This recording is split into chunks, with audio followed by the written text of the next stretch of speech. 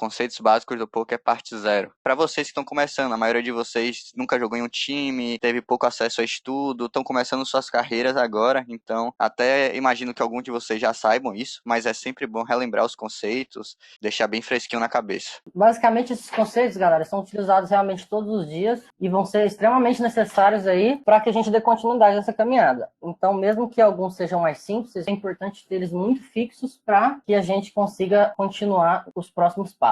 Então, hoje a gente vai falar de equidade, pot odds, implied odds e dar alguns exemplos práticos, né? A equidade basicamente é um valor percentual que indica a frequência com que a tua mão ou range está à frente da mão ou do range do adversário. Ela sempre vai ser um número de 0 a 100 e o percentual da frequência com que a tua mão ou range ganha no showdown é a sua equidade, basicamente. Então, é importante a gente realmente entender que ela vai mudar constantemente. Como a gente colocou um exemplo ali, um As-Ás versus o 4-4 pré-flop vão ter esses percentuais de equidade. O board sempre vai mudar a equidade. Então, de acordo com o board que bater no flop, turn e river, as equidades vão estar sempre mudando. Então, por isso que a compreensão dos ranges vai ser sempre importante para que a gente consiga tomar e enxergar nossas decisões. Eu vou mostrar aqui no Flopzilla para vocês, para quem não conhece. Esse é um software que a gente utiliza para estudar, que ele mostra basicamente isso, é sempre confronto de ranges, mostrando a equidade da sua mão contra a equidade do range, e aqui, como a gente tinha falado, o As-Ás, que é a nossa mão, contra um 4-4, equity range 81,3%. Então, pré-flop é isso aqui. Aí, vamos colocar um board, vamos colocar um flop ali, digamos 6, 5 e 3. Agora, nossa mão tem 61% e o 4-4 tem 38%. O que é que tem? Ele tem duas pontas ali, né? Então,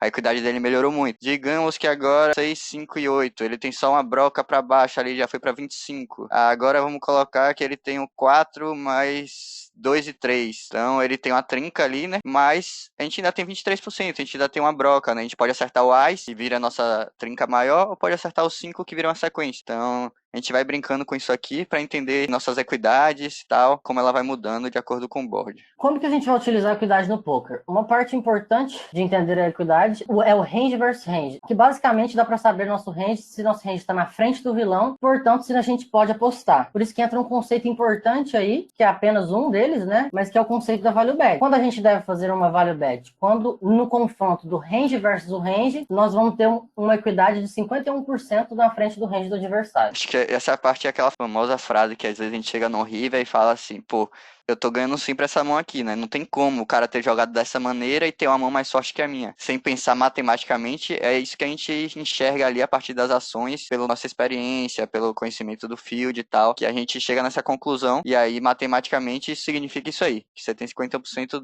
pelo menos do seu range na frente do cara. Então automaticamente você pode escolher um size bet ali pra apostar e tentar extrair valor do seu adversário. Agora a gente fala dos altos. Os altos nada mais são que as cartas que melhoram a nossa mão. O que é importante a gente entender disso?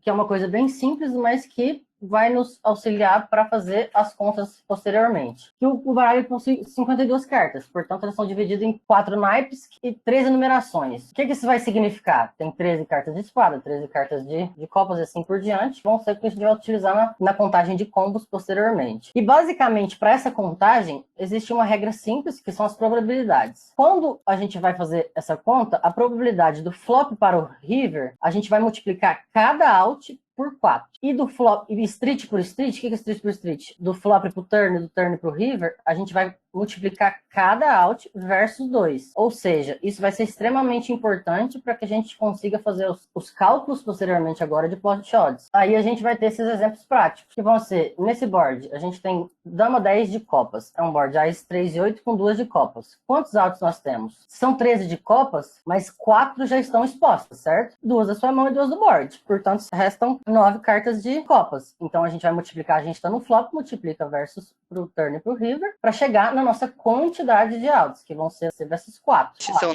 nossos outs, pensando só no flush, né? Tipo assim, que na nossa cabeça, se a gente fizer o flush, a gente ganhou sempre essa mão. Vamos supor isso, né? Então esses são nossos outs para fazer um flush. Não necessariamente são os únicos outs que dá para ganhar a mão. Algumas vezes pode bater a dama, pode bater o 10, a gente vira a ganhar. Agora a gente vai fazer mais um exemplo prático bem simples, que vai ser para a gente não contar o out 2 vezes. O que isso significa? Nesse exemplo a gente tem um board de 8, 9, 2 com 2 copas e temos 10 valetes de copas. Então a gente já fez ali no de cima que a gente vai ter 9 outs para o flush. e agora a gente tem 8 para sequência. Então a gente vai ter 17 outs? Nesse caso não, porque a gente tem que excluir a dama e o 7 para não contá-los duas vezes, porque eles são outs tanto para sequência quanto para o flush. A gente não está utilizando o out do 10 do valete, né? Que também, principalmente nesse caso, como são duas overcards ao board, muitas vezes vão ser out sim, né? Realmente é apenas para a gente exemplificar como é feito de maneira simplória essa conta. Esse é aquele famoso monstro, né? A gente tem um monstro, a gente tem duas overs, flush draw e duas pontas. Então, a gente tá no live ali, caralho, tinha tudo. Então, pensando matematicamente, se a gente pensar só nas nossas duas pontas e nosso flush draw, que são os 15 outs, se a gente fosse fazer aquela continha, né, que a gente falou, do flop até o river, digamos que a gente vai ver o river sempre. 15 vezes 4. A gente tem pelo menos 60% de equidade. Então, quer dizer que o cara pode ter lá mãos muito fortes e a gente ainda tá muito bem contra ele, entendeu? Então, a grande maioria das vezes a gente vai ter essa 60% aí de equidade ou próximo disso. No Flopzilla.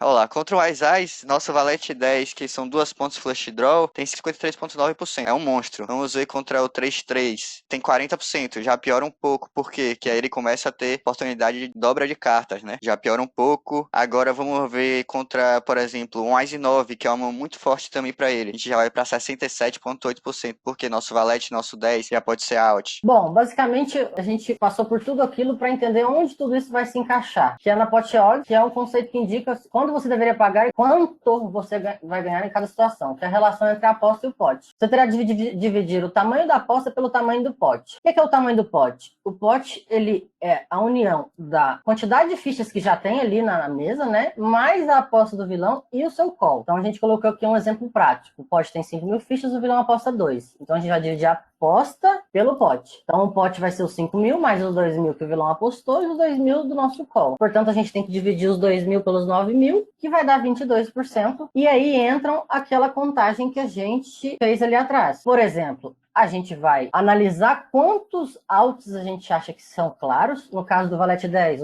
o 10 e o vala são no confronto de range versus range. Eles são outs claros? Ou é apenas a sequência? E assim por diante. E vamos multiplicar versus 2 quando é do turn pro river ou do flop pro turn e assim por diante para cada out para chegar que a gente tem a pot odds necessária para pagar. Esse cálculo é óbvio que a gente não vai ficar fazendo, o cara apostou flop, eu vou pegar a calculadora e vou fazer. Não é isso, é sempre uma coisa para você ter como base. Tipo, muitas vezes você vai conseguir fazer esse cálculo de cabeça, ou você pode até usar alguns softwares que mostram esse número. E aí eu paro, penso na minha mão, tipo, isso é muito importante, você ter consciência da sua suas odds. Acaba que na maioria das situações, com a experiência, a gente joga ali milhares de mãos mês e por aí vai, muitas das situações já ficam intuitivas, né? E principalmente, existem muitos softwares de apoio que vão ali te apresentar esse número. Mas querendo ou não, é importante a gente saber de onde ele vem e nem sempre a gente vai ter ele para utilizar. Não são todos os sites que o permitem e aí por diante. Então é muito importante que a gente tenha esse conceito fixo para tomada de decisão. Tem muita coisa que é automática, né? Tipo, o cara postou no flop, você tem um flush draw, você tem duas pontas. Todo mundo sabe que, pô, tem que pagar, né? Só que aí vai ter uma outra situação que às vezes tá no turn, o cara betou um size muito alto, ou você tem uma broca, você tem um draw que não é muito bom e você não sabe direito. Então vai ser nessas situações que você vai acabar precisando saber melhor as suas pot odds. E outra coisa que também é muito interessante de você ter consciência da pot odds, da sua equidade, é para estudar, né? Como a gente tá fazendo aqui, pegando o programa e abrindo. Então, às vezes em game você não vai pensar nisso, você não vai fazer essa conta, mas depois você ia estudando, pô, isso aqui eu não deveria pagar porque eu precisava de tal pot odds e eu não tenho. Ou então eu foldei só que eu tinha pot odds. Então, é uma coisa que realmente aí com a experiência, com o trabalho, vai acabar vindo naturalmente para todos vocês. Aí entra um outro conceito, que é a implied odds. O que é implied odds? É uma espécie de pot odds futuras. Elas se referem ao quanto de ficha você pode esperar ganhar em splits futuros caso venha acertar o seu draw. Aqui a gente fez um exemplo prático apenas para ilustrar, no qual a gente tem 7 e 8, num board 9, 6 e 2. Vamos supor que a gente esteja do big e o vilão checou o flop. E no turn, esse turn as. Para ilustrar, a gente vai fazer uma pequena simulação que, nesse caso, se no turn vem o as, a gente checa, ele aposta, ele apostando meio pot. A gente teria 25% de pot odds para pagar. A gente teria que ter esses 25%. Porque aquela continha, né? Digamos que o pot tem 100 fichas. Ele apostou 50, que é meio pot. A gente, então, tem que pagar 50 para um pot de 50 mais 50 mais 100. Então, 50 para 200. Então, a gente precisa 50 dividido por 200, 0,25,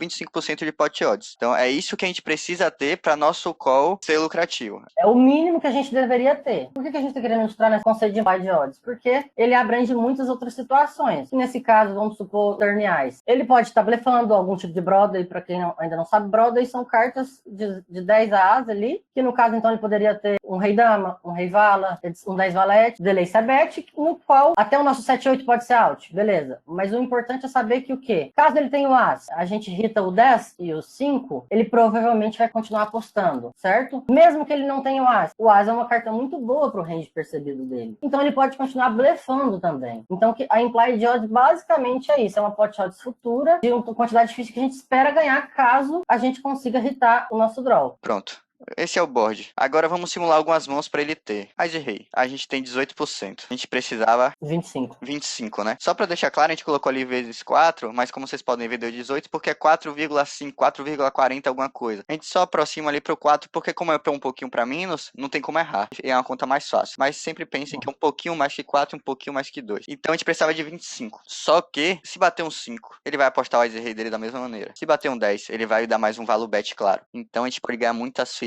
Pode até dar um check raise river e ele pagar, então você vai ganhar muito. Vamos lá. Mais um exemplo. Aí, digamos que ele deu check-check, ele tem um dama valete dele que ele não recebetou, o rei dama dele. Só que aí bate o Ás, ele quer representar, né? Pô, o cara que abriu, que é o agressor, que tem mais Ás. Vamos lá, vamos blefar no Ás. Contra o rei dama, a gente já tem as nossas pot odds, a gente tem 31%. Porque o que acontece? Se bate o 8 e o 7 no river, além do 5 e do 10, a gente também ganha mão. Então, a gente aí já passa a ter um call lucrativo. E muitas vezes, o cara vai fazer isso mesmo. Ele vai betar no Ás e vai betar no 10 também, vai betar no 5 também, vai tentar fazer você foldar seu 6, seu 2, que você tem um monte quando você tá do Big Blind, né? Aqui a gente comparou nosso 8 e 7 com uma mão específica. Vamos agora comparar nosso 8 e 7 contra um range dele. Então, como eu tinha falado, ele tem um As e Rei? Tem. Ele pode ter um As e Dama, ele pode ter um As e Valete. Aqui as mãos de blefe seriam o quê? Um Rei Dama, Rei Valete, Dama Valete, Valete 10, Dama 10. Então a gente tá meio que colocando o range dele com mãos de valor e com mãos possíveis de blefe. E é assim que a gente analisa nossas pot odds exatamente corretas, porque lá no turn a gente não sabe o que o cara tem, né? Ele pode ter tanto o blefe como não. Então você pode ver que até colocando aqui um pouco de valor, um pouco de blefe, a gente já se aproxima dos 25% ali, né? A gente tem 23 e pouco, colocar um pouquinho mais de blefe, ó lá, já vai para 25. Digamos aqui, ó, deu 25 exato, que é o que a gente precisa. É bem aceitável o cara ter realmente esse range de bet no turn aqui, né? Ele escolheu não ser betar e agora tá betando. Então a gente tem exatamente o que a gente precisa. Ah, mas eu acho que é um cara que ele não blefa tanto. Aí vamos tirar algumas mãos. Digamos que a gente tem ali uns 23, 24. Só que, se esse cara ele tem mais ases, quer dizer que quando bate nosso 5, nosso 10, a gente vai ganhar bastante ficha dele. E aí acaba compensando essas implied odds. Basicamente, esse é o conceito para exemplificar e para introduzir a tudo que nós vamos estudar daqui para frente, né? Porque basicamente todas as mãos que a gente vai jogar, esses conceitos vão estar presentes. Então é bem importante que vocês mesmos simulem e comecem a entender esses 3 conceitos que foram passados hoje. Cada vez mais vai chegar para vocês o porquê de tudo no poker, né? O que acontece quando o cara começa a jogar que ele nunca estudou? Ah,